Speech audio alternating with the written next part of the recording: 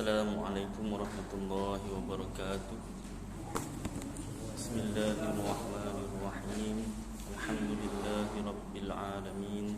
Wassalatu wassalamu ala asyrafil anbiya'i wal mursalin wa ala alihi wa sahbihi wa man tabi'ahum bi ihsanin ila yaumiddin. Amma ba'd.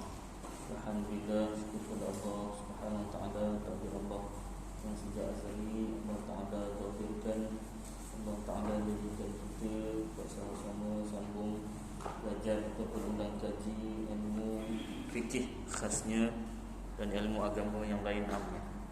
Seperti biasa kita mulakan dengan wirdul Imam Ali bin Abi Bakr As-Sakran daripada kitab Syawarikul Anwar dan kitab Barzanji. A'udzu billahi minasyaitonir rajim. Bismillahirrahmanirrahim. Allahumma inni ihtadtu bidarbillah tuluhu ma syaa Allah kufluhu la ilaha illallah babuhu Muhammadur Rasulullah sallallahu alaihi wasallam saqafuhu la hawla wa la quwwata illa billah al-aliyyil azim. Ahata bina min bismillahirrahmanirrahim. Alhamdulillahi rabbil alamin. Ar-Rahmanirrahim. Maliki yaumiddin.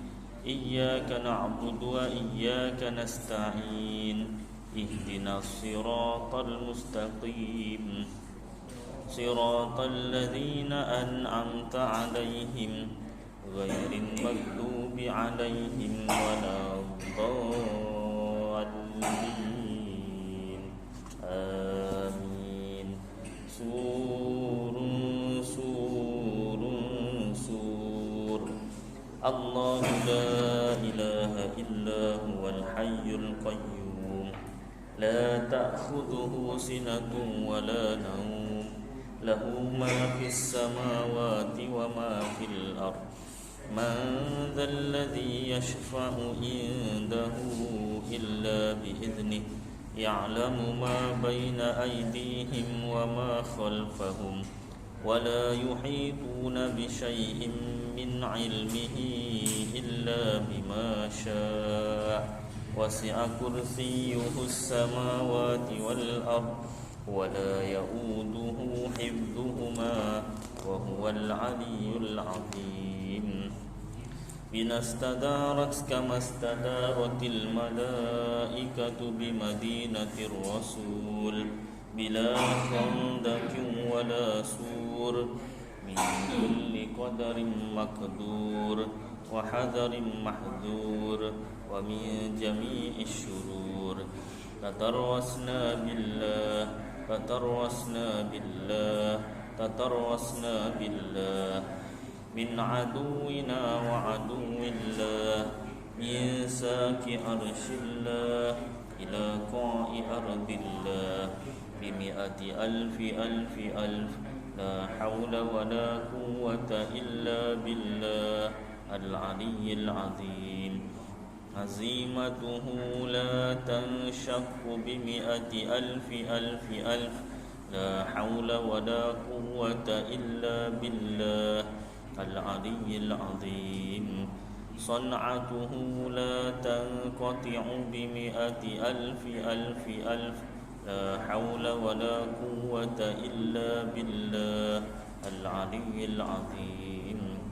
Allahumma in ahadun aradani bisu' minal jinni wal insi wal wuhush min basharin aw syaitanin aw sultanin aw waswas fardud nadharahum fi intikas wa qulubahum fi waswas wa aydiyahum fi iflas wa awbiqhum min ar-rijli ila ar-ra's la fi sahli yajda' wa la fi jabali yatla' bi mi'ati alfi la hawla wa la quwwata illa billah al-aliyyil azim. Wa sallallahu ala sayyidina Muhammad wa ala alihi wa sahbihi sahbihi wasallam. Walhamdulillahi rabbil alamin. Alhamdulillah. Berusaha Tuan Pengerusi Surau Al-Ihsan menghormati Al-Ihsan Jiwa Surau yang kasih telah menerima pemanggilan semua Allah SWT. Jadi kitab wirid dan doa ada? Tak ada. Kitab wirid dan doa ada? Abang ada?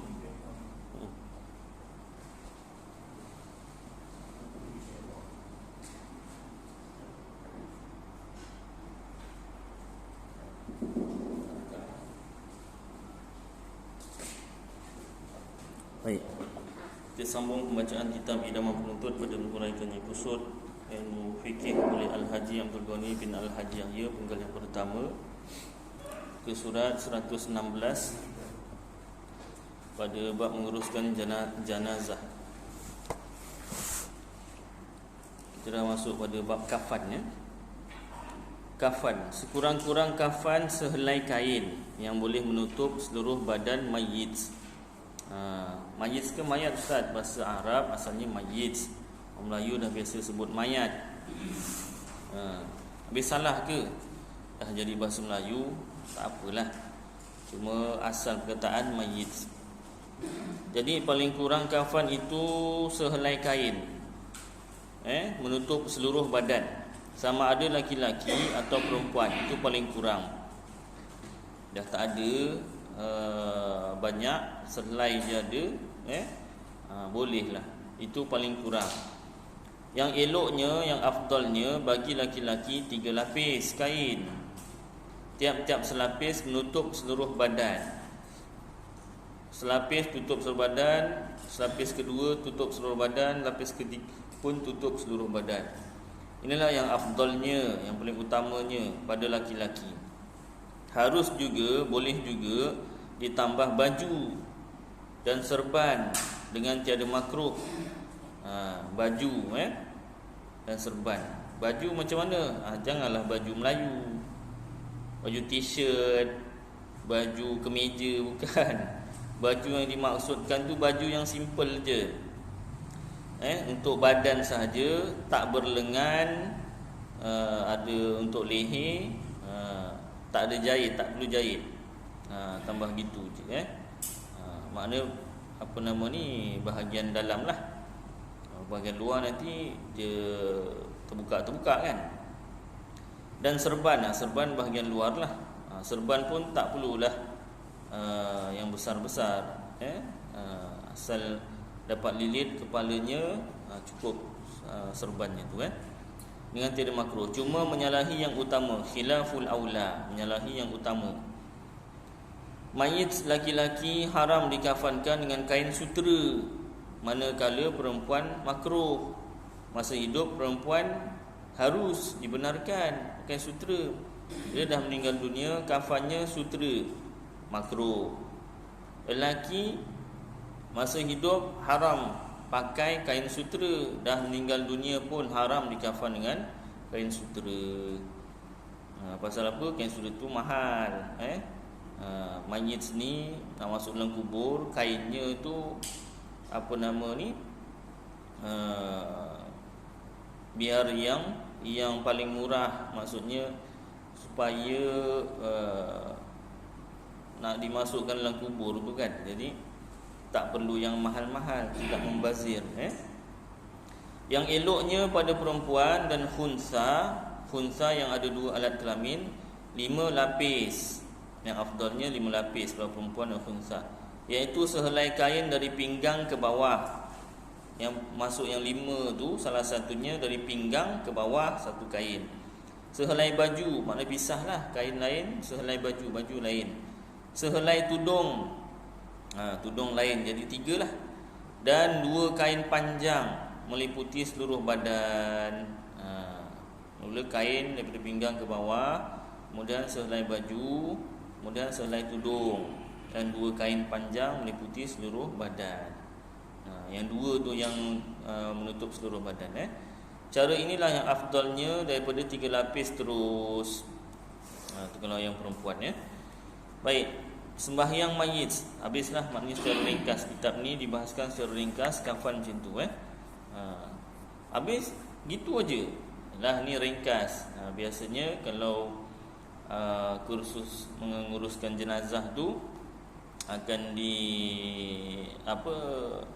dipanggil toncit lah.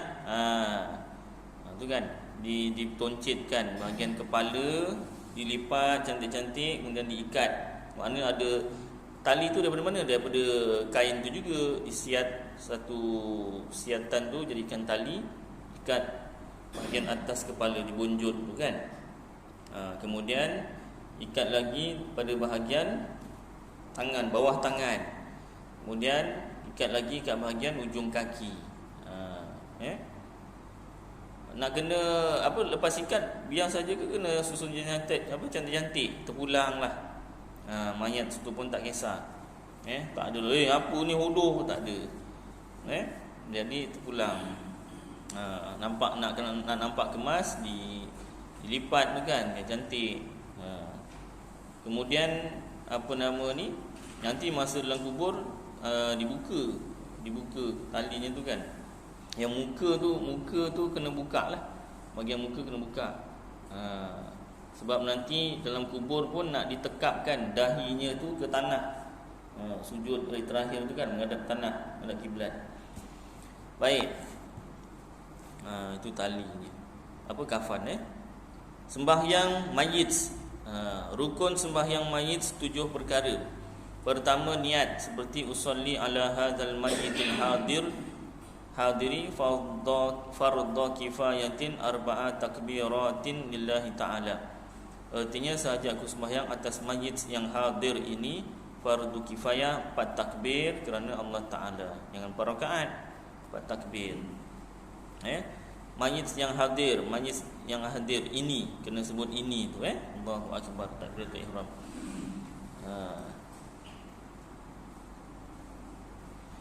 Baik. Paling ringkas Ustaz, belum ringkas sahaja aku sembahyang atas mayit yang hadir ini. Sampai situ boleh ringkas. Maknanya ada ta'arud, sahaja aku ta'yin qasad, sahaja aku ta'arud menentukan sembahyang apa, sembahyang fardu ke sembahyang sunat. Ada fardu kifayah, kena ada fardu kifayah, ta'yin sembahyang jenis apa. Jadi sahaja aku sembahyang atas mayit yang hadir ini fardu kifayah. Macam tu Yang lain tu sunat, tapi afdalnya semualah 4 takbir kerana Allah Ta'ala. Tidak wajib ditentukan namanya. Nama kalau tak dengar pun tak apa. Tak perlu sebut nama pun tak apa. Kalau dalam niat tu tak perlu sebut namanya. Biasa orang nak tahu lelaki ke perempuan. Baik, dia ada perbahasan dia atau sebagainya pada majlis yang hadir. Maka jika ditentukan seperti Zaid atau laki-laki dengan tiada isyarat kepadanya, tak ada sebut ini, tiba-tiba tersalah, yang betulnya Umar. Usolli ala Zaid. Saja aku sembahyang atas Zaid. Tiba-tiba yang meninggal ni Zaid kan? Bukan, Umar. Lah. Zaid mana? Belum, dia nanti yang mayat yang kedua. Kemudian baru 3 mayat. Kan? Jenazahnya 2-3. Atau perempuan, bukan laki-laki, dia dah sebut nama Zaid. Rupanya Zaidah, perempuan. Minta maaf kalau ada nama Ustaz ni main petik sebut nama mayat kan. Contoh saja tapi satu hari nanti memang semua nama ni yang disebut ni akan pergi juga termasuk yang lain nyebut ni juga. Atau perempuan bukan laki-laki, nescaya tidak sah sembahyangnya. Itu sebab tak payah sebut nama. Tetapi kalau ada isyarat seperti katanya sahaja aku sembahyang atas mayat Zaid ini, ada sebut ini. Tadi dia sebut atas mayat Zaid saja, dia tak sebut ini. Tapi kalau disebut aku sembahyang atas mayat Zaid ini, ada sebut ini, atau atas mayat laki-laki ini, dia ada sebut ini, tiba-tiba sebenarnya Umar, atau yang sebenarnya perempuan, berlaku sama macam tadi, tapi niatnya tadi lain, nescaya sah sembahyangnya. Yang penting ada ininya.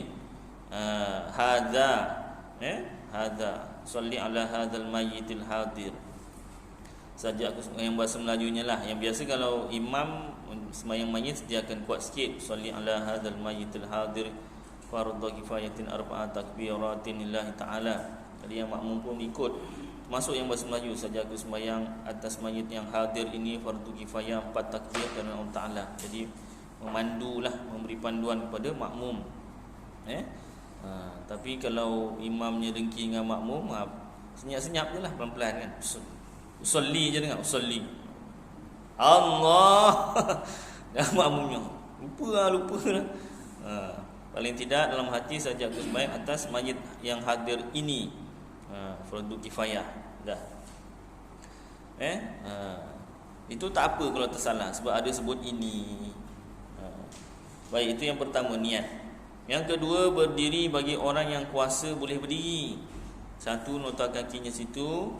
Kita tengok bawah, orang yang sembahyang seorang diri dan imam sunat berdiri dekat kepala mayit laki-laki dan dekat punggung mayit perempuan atau khunsa.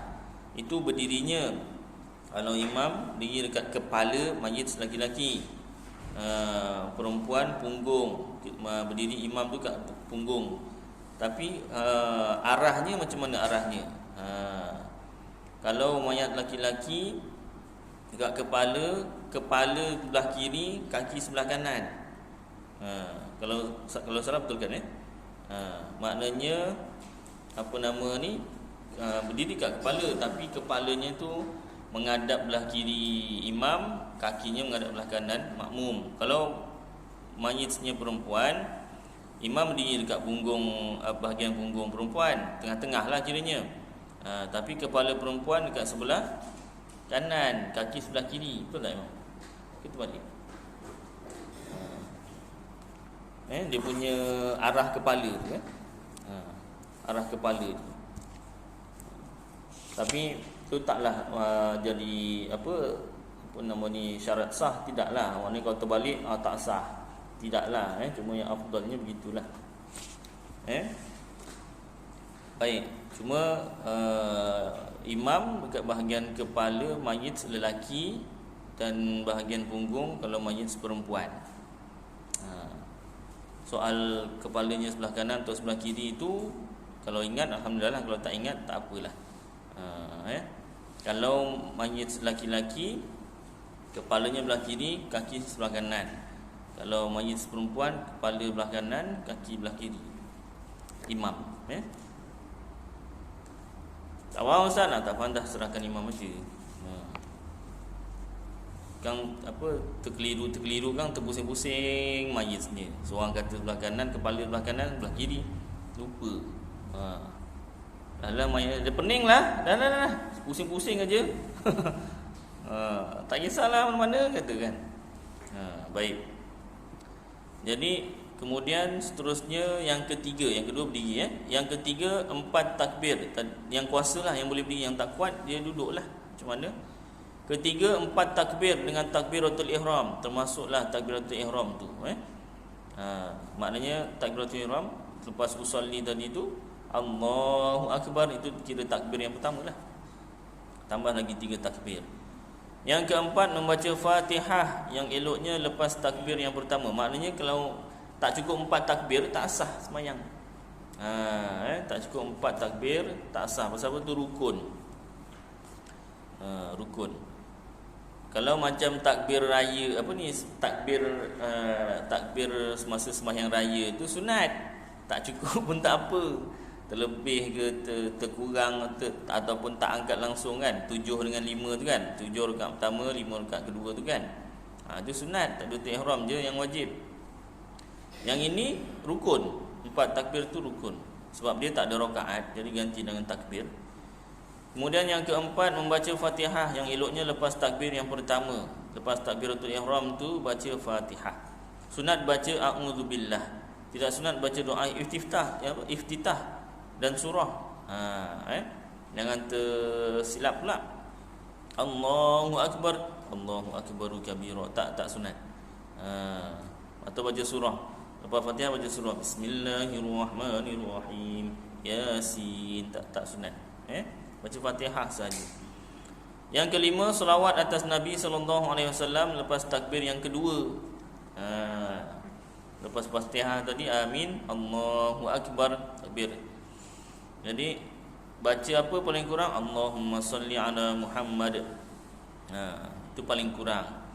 Contoh apa nama ni, nak cepat ke, ada urusan ke, ada apa ke kan, nak cepat ataupun lupa yang panjang, ambil yang pendek. Baca yang pendek lah, Allahumma salli ala Muhammad. Yang keenam, doa bagi ini apa, rukun, tak baca tak sah. Yang keenam rukun, yang keenam doa bagi mayit selepas takbir yang ketiga, sekurang-kurangnya Allahumma ghfir lahu. Itu rukun, Allahumma ghfir lahu. Tak baca ni paling kurang, Allahumma ghfir lahu. Tak baca tak sah sembahyang mayit itu tadi. Sembahyang mayit. Rakaat pertama Fatihah, rakaat kedua selawat, lepas rakaat yang ketiga apa nama ni, doa Allahumma ghfir lahu. Yang ketujuh, memberi salam lepas takbir yang keempat, iaitu Assalamualaikum warahmatullahi. Itu rukun, yang paling ringkas lah. Yang eloknya selawat lepas takbir yang kedua itu, tadi kalau lepas takbir pertama Fatihah, takbir yang kedua, yang eloknya selawat Ibrahimiyah. Macam mana tu? Biasanya kita baca kat tahiyat akhir, Allahumma salli ala Muhammad wa ala ali Muhammad kama sallaita ala Ibrahim wa ala ali Ibrahim wa barik ala Muhammad wa ala ali Muhammad kama barakta ala Ibrahim wa ala ali Ibrahim fil alamin innaka Hamidum Majid. Kena berlagu Ustaz? Tidak, ini saya lagukan sendiri. Awak nak baca tu, baca je lah, tak perlu berlagu pun tak apa. Dan tak perlu kuat. Ini saya bacakan untuk dalam kuliah. Allahumma ya Allah, salli, selawatlah. Nampak? Selawatlah, salli. Li pendek. Dah sebut lagi, biarkan. Bukan apa, yang dah dengar ni supaya sampaikan, supaya tambah yakin, supaya ingat. Allahumma ya Allah ya Tuhanku, salli, selawatlah olehmu. Salli itu kata ganti namanya lelaki, selawatlah oleh kamu wahai lelaki. Huwa, takdiruhu huwa. Takdiruhu huwa pula. Ka apa? Awak apa? Kamu. Takdiruhu anta. Anta, awak, lelaki. Selawatlah olehmu wahai lelaki. Kenapa guna lelaki? Sebab Allah Ta'ala gunakan kata ganti diri nama lelaki bagi dirinya. Contoh, Qul huwallahu ahad, katakanlah dia, yakni Allah, dia huwa tu untuk lelaki. Bukanlah maknanya Allah Ta'ala tu jantinanya lelaki. Tidak, Allah tak berjantina. Maknanya menunjukkan kegagahan, kekuatan. Jadi jangan dipanjangkan li itu. Kenapa? Sebab bila salli, seolah-olah ada ya dekat situ. Bila ada ya dekat situ, dia bila panjang, automatik kita baca tu jadi ada ya, mati. Bila ada ya mati, itu selawatlah olehmu wahai perempuan. Jadi tak boleh salli tu panjang. Tak kira lah tahiyat akhir ke, bukan tahiyat akhir ke. Biasa tahiyat akhir tak panjang, dia bukan tahiyat akhir tu yang panjang tu. Jadi Allahumma salli ala, li ala, dia jangan salli ala. Itu dah salah. Baik, sudah menjadikan memanggil Allah Ta'ala itu sebagai perempuan. Kalau tak tahu, berdosa. Tak tahu yang disebut tu salah, berdosa. Pasal apa? Awak tak belajar tentang sebutan salah, awak pergi baca salah. Belajar yang betul, buatlah yang betul. Janganlah pandai-pandai memanjangkan. Awak belajar solli, li tu pendek, tiba-tiba awak baca panjang. Ni ikut lagu tak lagu, tak ada sebuah. Ni kalau lagu tak apa. Contoh Al-Quran, berlagu juga, tarannum apa semua, tajwid tak boleh diketepikan. Kalau musabaqah sekalipun, lagunya nafasnya kena panjang, tiba-tiba tak cukup nafas, curi nafas, potong markah. Boleh dengar, dia pakai telinga, dia tak perlu tengok pun. Dia dengar tu. Contoh apa? Qul huwallahu ahad. Tu pendek sangat. Mana dia pendek lah, dia tak nak curi nafas tu kan. Boleh dengar. Itu potong markah. Apa lagi kalau dari segi pahala, boleh jadi dosa. Baik, jadi Allahumma salli ala, li ala. Nak buat lagu yang li-nya pendek lah. Habis dah orang lain yang buat lagu, dia orang yang pandai, kita tak pandai. Tak pandai jangan ikut lagu tu. Dah, sambunglah. Kalau kena paksa tak payah nak cerita kan. Kalau kena paksa lain cerita. Kalau boleh dielak, elak. Baik. Allahumma ya Allah salli, selawatlah olehmu ala, ke atas Muhammad, Nabi Muhammad, wa ala, dan ke atas ali, keluarga Muhammad, Nabi Muhammad. Kama, seperti mana sallaita, engkau selawat ala, ke atas Ibrahim, Nabi Ibrahim, wa ala, dan ke atas ali Ibrahim, keluarga Nabi Ibrahim. Wa barik, dan berkatilah ala Muhammad, ke atas Nabi Muhammad, wa ala ali Muhammad, dan ke atas keluarga Nabi Muhammad. Kama barakta ala Ibrahim, seperti mana engkau berkati ke atas Nabi Ibrahim, wa ala ali Ibrahim, dan ke atas keluarga Nabi Ibrahim. Lagi satu Ibrahim ni, ada ya mati dekat situ, panjang. Jangan kama sallaita ala Ibrahim wa ala ali Ibrahim, itu dah tak ada ya-nya. Dah tak dapat pahala lah selawatnya tu. Baik, fil alamin, di seluruh alam, innaka hamidum majid, sesungguhnya engkau maha terpuji, majid, dan maha majid, lupa. Majid lupa saya.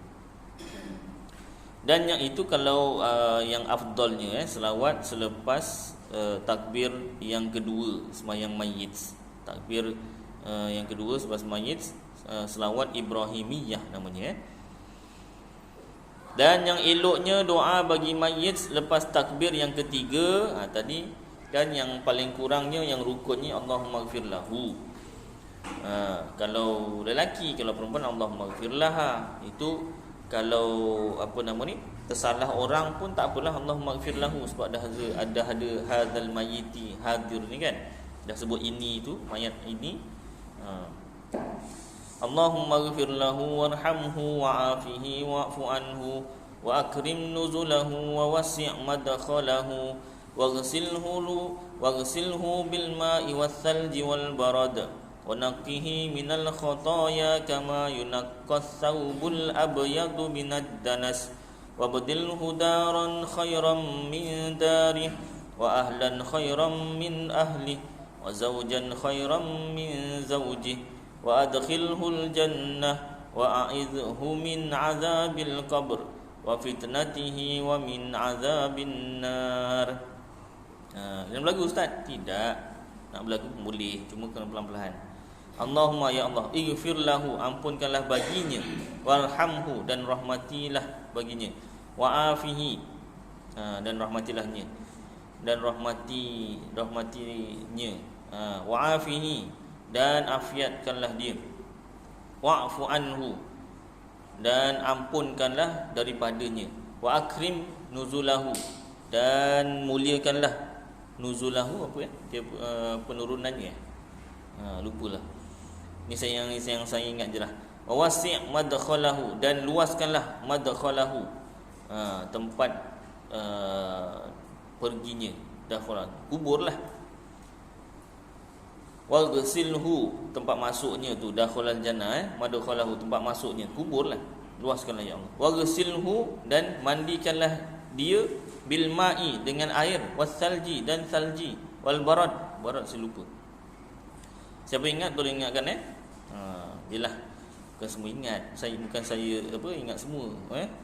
Wa naqqihi, Ini pun saya lupa, kalau tak silap bersihkanlah, dan bersihkanlah minal khotoya, daripada dosa-dosa, daripada kejahatan lah, dosa-dosa. Kama, seperti mana yunaqa, membersihkan at-thawbu, pakaian, abyadu, putih, minad danas, daripada danas, lupa banyak betul, lupa. Belum muda dah lupa. Itu menunjukkan bukan muda lagi dah tua dah. Wabdilhu, dan gantikanlah daron, negeri, khairan, lebih baik, min darihi, daripada negerinya sekarang. Wa ahlan, dan ahli, yakni keluarga, khairan, yang lebih baik, min ahlihi, daripada keluarganya sekarang. Wa zaujan, dan isteri, khairan, lebih baik, min zaujihi, daripada isterinya sekarang. Wa adkhilhul jannah, dan masukkan dia ke dalam syurga. Wa a'idhu min azabil qabri, dan jauhkanlah dia daripada azab kubur. Wa fitnatihi, dan fitnah kubur, fitnah kubur. Wa min azabin nar, dan daripada azab api neraka. Itu yang afdalnya. Jika mayit itu perempuan, baca Allahumma ighfir laha, bagi perempuan, laha, jangan lahu. Tak ingat Ustaz? Tak ingat dah, baca aja. Warhamha, Allahumma ighfir laha warhamha wa'afiha wa'fu anha. Itu biasa kalau doa tahlil tu kan. Kalau perempuan, kalau lelaki, Allahumma ighfir lahu warhamhu wa'afihi wa'fu anhu. Kalau perempuan, Allahumma ighfir laha warhamha wa'afiha wa'fu anha. Kalau ramai, dua atau lebih, kalau dua, Allahumma ighfir lahuma warhamhuma wa'afihima wa'fu anhuma. Kalau ramai, Allahumma ighfir lahum warhamhum wa'afihim wa'fu anhum, lelaki. Kalau ramai perempuan semua, Allahumma ighfir lahunna warhamhunna wa'afihinna wa'fu anhunna. Kalau tak ingat Ustaz, tak ingat dah lah, ya imam yang baca. Macam pernah dengar hunna Ustaz, macam cerita Piramli Alibaba ke? Assalamualaikumna, waalaikumsalam. Pandai Arab tu. Maklumlah negeri Baghdad, kan. Perempuan-perempuannya beri salam, salam sejahtera ke atas kamu semua perempuan. Ke atas kamu juga kesejahteraan wahai perempuan. Tak perlu dalam kitab fikir beri salam tu sama ada satu orang lelaki atau satu orang perempuan, atau dua orang lelaki atau dua orang perempuan, atau ramai lelaki atau ramai perempuan, semuanya assalamualaikum. Baik, sambung. Kalau disuruh ikut lelaki ke perempuan, tak beri salam kita. Tak suruh ikut pun tak beri salam. Tak kenal je tak beri, kenal pun kadang tak beri salam. Lagi kalau tak kenal, tak beri salam. Beri salam, nampak dia macam Islam, beri salam. Saya pernah beri salam masuk UKM tu, masuk je. Nampak pensyarah tu, assalamualaikum. Dia tak jawab je. Apa, sombong betul, mentang-mentang profesor. Saya lupa tengok name tag dia. Muka sebiji, muka Melayu Islam. Rupa beliau dah masuk kelas, tengok name tag Teo Kok Siong. Tu muka Melayu. Dia Melayu Kelantan, Cina Kelantan. Cina Kelantan ni bukan cakap je macam orang Kelantan Melayu, muka macam Melayu. Coklat, ya. Kacukan mungkin jugalah. Warna kulit pun sawo-sawo matang, tak ada putih macam Cina. Jadi rupanya Cina Kelantan. Memang sebiji orang Kelantan kalau dia cakap Melayu. Dia ngajar bahasa Melayu. Dia profesor Madya kat masa saya belajar lah. Sekarang mungkin dah profesor lah. Dia profesor Madya bawah, profesor atas lagi, profesor atas lagi, last profesor emeritus. Jadi kisahnya dia ni dia yang paling tinggi dari segi akademik, maknanya profesor. Yang lain semua yang Melayu-Melayu, ni doktor dia paling tinggi. Tapi dia tak dibenarkan jadi ketua bahagian bahasa Melayu. Pasal apa? Macam dah tak ada orang Melayu sangat. Kalau ikut akademik, sijilnya dia yang paling layak. Tapi tak dibenarkan. Pasal apa? Dia ni ketua alam Melayu, takkanlah bukan Melayu kan. Jadi itu ceritanya. Jadi bila dah tahu dia bukan Melayu dan bukan Islam, Oh, rupanya kisah muka dia macam Melayu ni daripada kecil dia cerita. Masa dia kecil kat Kelantan, bulan puasa, dia kena tangkap. Pasal apa? Makan khalayak ramai. Kena masuk van jenazah. IC mana bawa? Budak. Alah, budak pergi makan mana bawa. Dia panggil mak bapak. Mak bapak IC lah. Bukan Islam punya. Lepaskan balik. Rupa memang daripada kecil dia muka dah Melayu dah. Baik, sambung balik sini Jadi beri salam. Apa tadi beri salam macam lain ni tajuk dia apa tadi Baik. Jadi doa kalau lelaki Allahumma ighfir lahu, perempuan Allahumma ighfir laha. Yang beri salam tadi tu dalam Islam tak disuruh pun ikut lelaki ke perempuan ke, seorang ke, dua orang ke, ramai sama je assalamualaikum. Jadi sebarkan salam. Baik, jika mayit itu kanak-kanak memada dengan doa untuk ibu bapanya, ganti daripada doa yang panjang itu tadi. Kalau yang meninggal dunia itu kanak-kanak, kenapa gantikan? Sebab kanak-kanak sampai sebelum balik dia ni tak wajib menanggung dosa pahala sendiri. Maknanya dia tak berdosa, buat jahat macam mana pun. Tapi jangan pula kita mak bapak ngajar, kau tak dosa nak, kau pergilah bunuh orang tu. Jangan. Bapaknya lah yang berdosa, yang nyuruh tu. Baik, jadi kalau kanak-kanak doanya ganti apa? Allahumma ja'alhu faratan li abawaihi wa salafan wa dukhra wa idatan wa syafi'a wa thaqqil bihi mawazinahuma wa afrighi sabra ala qulubihima wa la taftinhuma ba'dahu waghfir lana wa lahu. Artinya lupa dah. Tak ingat dah. Maknanya untuk ibu bapanya lah. Titipkan kesabaran ke atas hati mereka berdua, hati ibu bapanya lah. Antaranya saya ingat itulah. Baik. Habis kalau tak ingat, doa untuk anak ni tadi adalah baca Allahumma ighfir lahu tadi pun tak apa. Tak ada masalah. Rukun tu tadi Manakala lepas takbir yang keempat sebelum salam sunat baca Allahumma la tahrimna ajrahu wa la taftinna ba'dahu waghfir lana wa lahu. Allahumma ya Allah, la janganlah tahrimna, haramkan bagi kami ajrahu, pahalanya, wa la taftinna, dan janganlah difitnahkan bagi kami ba'dahu, selepasnya, waghfir lana wa lahu, dan ampunkanlah bagi kami dan baginya. Sebelum disalam. Kalau tak ingat, tak hafal, beri salam aja lah. Allahu Akbar, takbir yang keempat, beri salam. Assalamualaikum warahmatullahi. Assalamualaikum warahmatullahi. Yang rukun tu beri salam tu. Tengok kanan, tengok kiri tu sunat. Apa lagi turun tangan kan? Beri salam turun tangan, beri salam turun kiri. Itu pun bukan rukun lah. Maknanya yang rukun tu beri salam tadi tu. Baik, jika seorang, biasanya imam akan baca kuat sikit, jadi makmum boleh dengar, boleh ikut. Jika seorang tidak dapat peluang hendak sembahyang masa mayit itu di rumah, sah juga ia sembahyang atas kubur, sekalipun mayit itu sudah hancur. Bentang sejadah, bentang tikar kan. Jangan pula sembah kubur. Tidak. Dia nak sembahyang mayit. Sembah kubur pula. Sembah kubur mesti sujud kat kubur. Ni tak sujud, diri aja. Sembahyang mayit mana ada sujud. Baik. Dan tidak mengapa mayit itu berhubung dengan najis kubur lain yang digali, melainkan kubur Nabi. Mayit itu dah masuk dalam tanah tu kan, kalau ada najis. Tak apa, melainkan kubur Nabi, maka tiada harus, ini haram sembahyang mayitnya dalam kubur itu.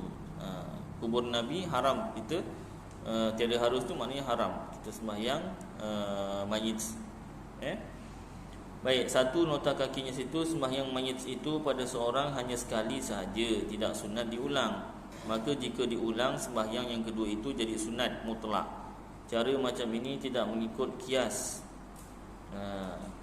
Tersebut dalam kitab Bujairimi Iqna' juzuk 2 muka surat 103.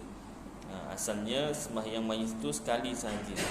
Tapi kalau dibuat banyak kali juga, Jadi sunat mutlak lah. Asalnya tak sunat. Baik, sah sembahyang atas mayit yang ghaib daripada negeri sekalipun di tempat yang kurang daripada perjalanan 2 marhalah. Tak jauh pun, boleh sembahyang mayit ghaib. Dan sekalipun mayit itu berada di tempat yang bukan di pihak kiblat. Orang yang nak sembahyang ni dekat pihak timur, barat. Mayitnya ni kat pihak timur. Kiblat kan belah barat tu kan. Ni contoh sini, kalau tuan-tuan tengok sini kiblat Kaabah. Sepatutnya mayit kat depan, yang sembahyang mayit dekat belakang. Tapi mayitnya dekat belakang, yang sembahyang mayit kat depan. Boleh. Nisbah kepada orang yang sembahyang. Baik. Sah juga. Kalau sembahyang ghaib, Adapun mayit yang ada dalam negeri sekalipun bandar itu besar, tidak sah sembahyang ghaib atasnya, melainkan orang yang ada hadir sahaja kena menyembahyangkan. Baik. Itu tadi luar negeri, luar daripada negeri. Kalau dalam negeri walaupun besar, tidak sah sembahyang ghaib. Kena pergilah negeri itu. Kena pergilah tempat mayit tu. Syarat yang membolehkan, yang penting dalam negeri kena sembahyang hadir. Kalau luar negeri, daripada negeri kita, contoh mayitnya dekat negeri Pahang, Melaka, kita kat Johor, boleh sembahyang ghaib. Baik, syarat yang membolehkan sembahyang atas kubur dan sembahyang ghaib, hendaklah orang itu layak menunaikan fardu kifayah waktu matinya mayit itu. Waktu matinya mayit itu, iaitu muslim, mukallaf dan suci daripada haid. Allah. Jadi orang yang nak sembahyang mayit ni tadi, sembahyang atas kubur atau sembahyang ghaib, istilah muslim, mukallaf, suci daripada haid. Ada tak yang lain yang tak layak? Ada, iaitu orang yang ada sembahyang qada fardu. Dia pernah meninggalkan sembahyang fardu tanpa ada uzur yang dibenarkan oleh syarak. Maknanya sengaja tinggalkan sembahyang fardu, hukumnya haram dia sembahyang fardu kifayah, salah satunya iaitu sembahyang mayit. Itu dalam kitab Sabilul Muhtadin. Maknanya bukan sembahyang sunat sahaja, sembahyang fardu kifayah pun haram hukumnya. Baik, jadi macam mana caranya qada solat? Ini pada bab pada kitab Sabilul Muhtadin Litafaqquh fi Amriddin bagi Syekh Muhammad Rashad Al-Banjari, juzuk yang pertama, muka surat, buku pula sini. Ada tulis tak?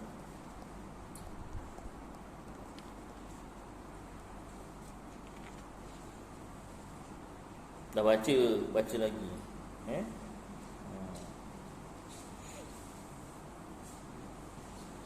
Pada bab waktu sembahyang, pada bab waktu sembahyang,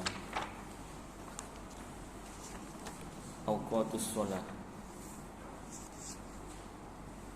juzuk yang pertama, muka surat, waktu solat 148.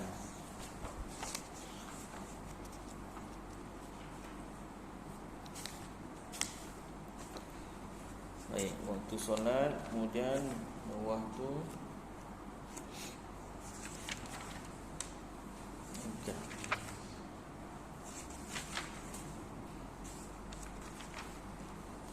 betul. Ke surat 158.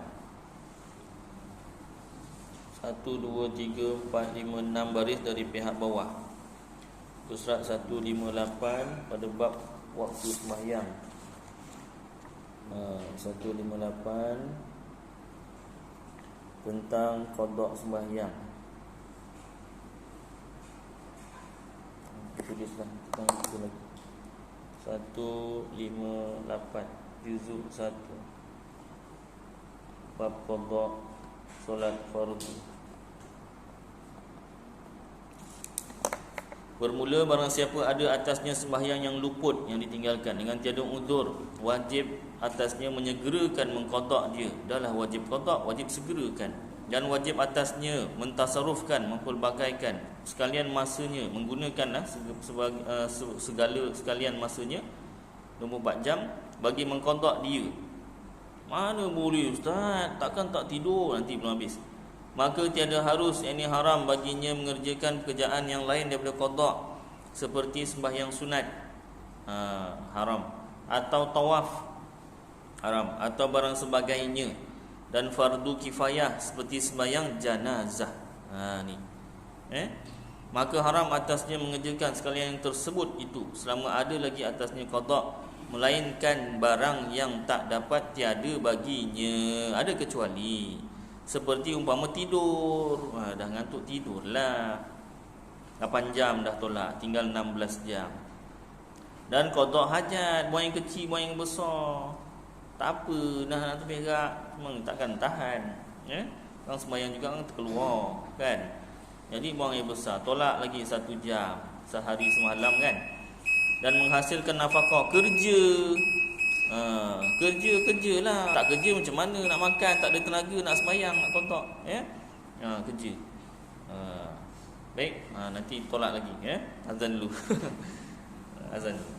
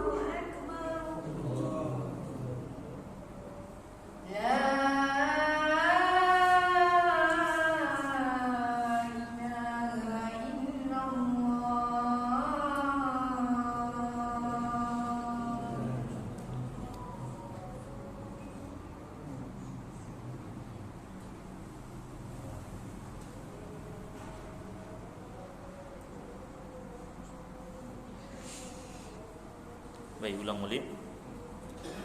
Bermula barang siapa ada atasnya sembahyang yang luput dengan tiada uzur, wajib atasnya menyegerakan mengqada dia, dan wajib atasnya mentasarufkan, memperbagaikan atau menggunakan sekalian waktunya, masanya bagi mengqada dia. Maka tiada harus, yakni haram baginya mengerjakan pekerjaan yang lain daripada qada, seperti sembahyang sunat atau tawaf atau sebagainya, dan fardu kifayah seperti sembahyang janazah. Maka haram atasnya mengerjakan sekalian yang tersebut itu selama ada lagi atasnya qada, melainkan barang yang tak dapat tiada baginya, seperti umpama tidur 24 jam tolak 8 jam yang normal lah, dan qada hajat tolak lagi 1 jam, jadi 16 tolak 1 15, dan menghasilkan nafkah kerja tolak 8 jam.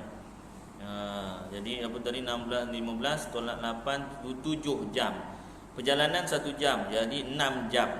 Dan belanja yang wajib atasnya, belanja dah kerja, tak belanja, siapa yang nak belikan barang? Belanja, shopping 2 jam. Jadi tadi berapa? 6 jam tolak 2 jam, tinggal 4 jam. Dan memperbuat wajib yang lain yang picit waktunya. Kalau dah suami isteri ada hak masing-masing. Hak suami isteri contoh, tolak 1 jam tinggal 3 jam. Yang takut ia akan luputnya. Jadi gedebak-gedebu lebih kurang 3 jam. Itu pun kalau ada lagi benda wajib yang lain, tambah lagi kan. Baik. Jadi paling kurang paling tidak pun lepas sembahyang fardu subuh, qada subuh.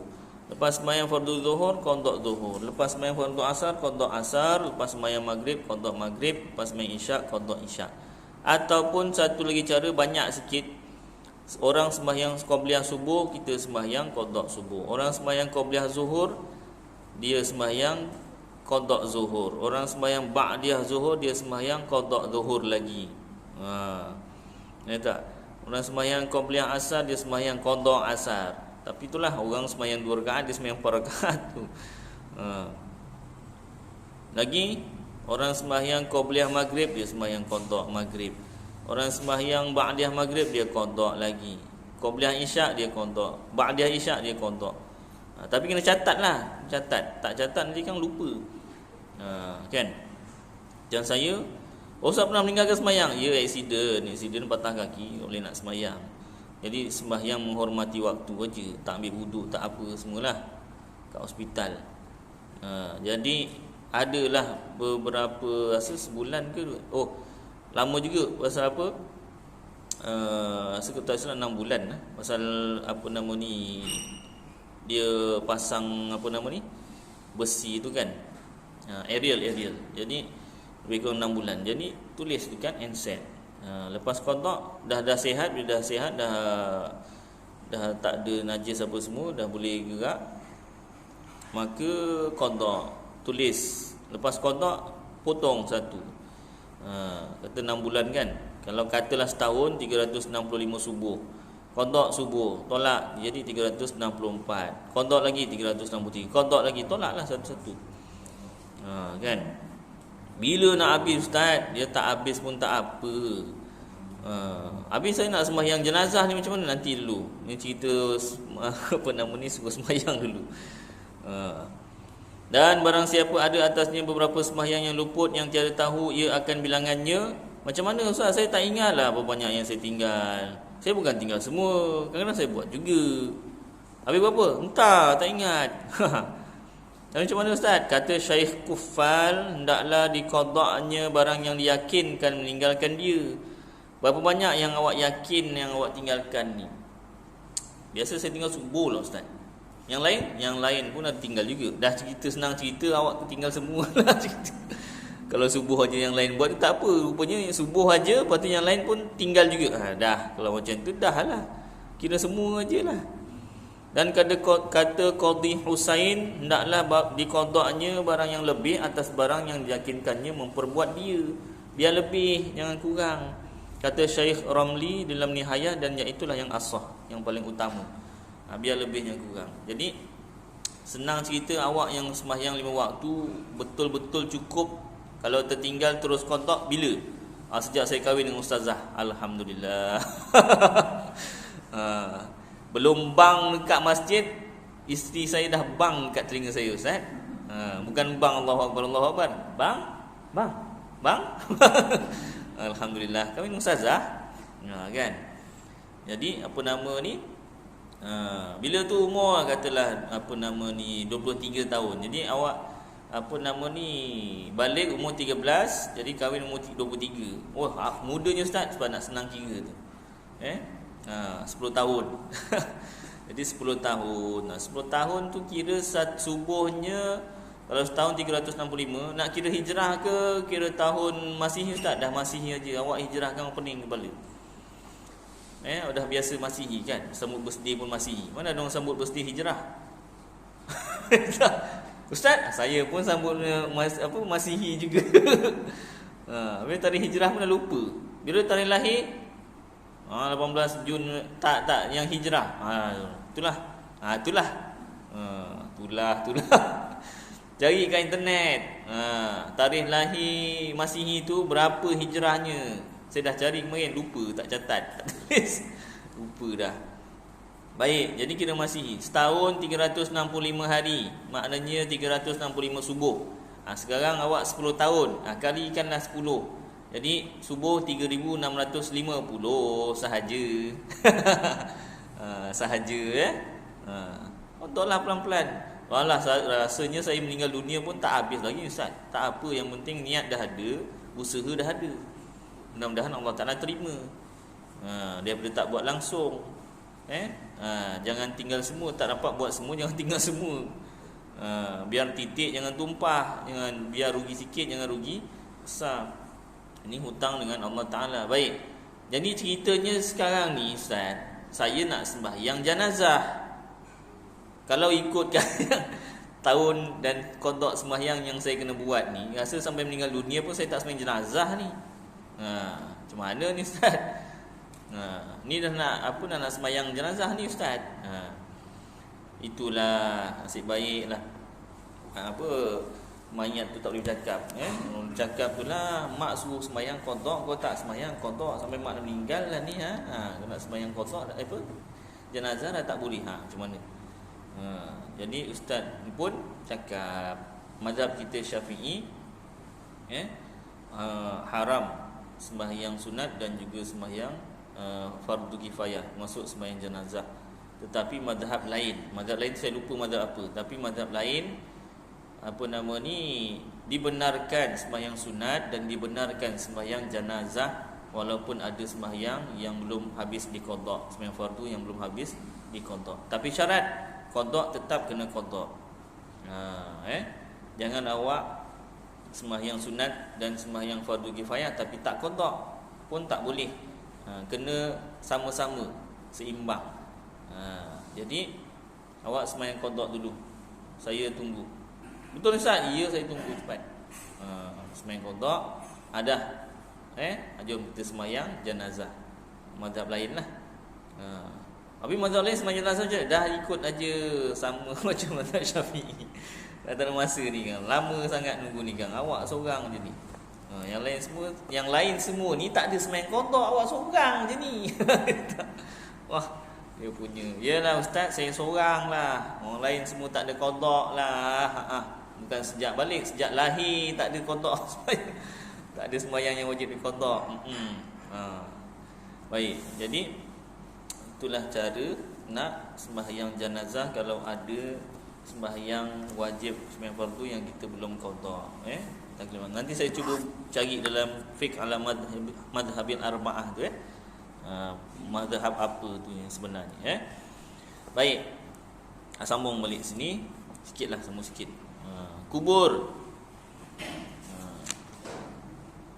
Rasa cukuplah kadar ni Rasa cukuplah. Nanti kubur kita sambung akan datang dah 1 jam. Jadi mudah-mudahan apa yang kita baca bersama jadi manfaat untuk saya dan tuan-tuan, dapat kita amalkan dan sampaikan insya-Allah. Aku qauli hadza wa astaghfirullahal azim li wa lakum wa lisairil muslimina wal muslimat wal mu'minina wal mu'minat fastaghfiruh wa ya fawzal mustaghfirin wa ya najatan taibin. Sallallahu tabaraka wa ta'ala ala khairi khalqi Sayyidina Maulana Muhammad wa ala alihi wa sahbihi wa baraka wa sallam. Subhana rabbika rabbil izzati amma yasifun Wassalamun ala al-mursalin walhamdulillahi rabbil alamin. Taqabbalallahu minkum.